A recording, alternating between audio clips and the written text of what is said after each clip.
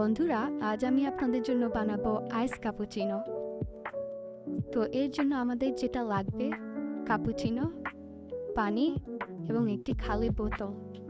প্রথমেই এই বোতলে আমি 10-12 চামচ কাপুচিনো নিয়ে নিব। একটু পানি ঢেলে এটাকে ভালো করে মেশাবো। তারপর একটা খালি জারের মধ্যে বরফ নিয়ে নিব। তারপর এখানে আইসক্রিম মিক্স করব।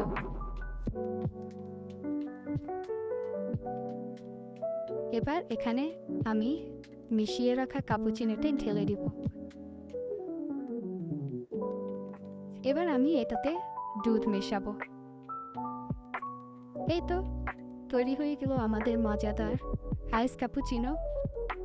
এখন এটা টেস্ট করার পালা। আপনারা খেয়ে দেখুন কেমন হয়েছে, আমাকে জানাবেন কিন্তু। বাই।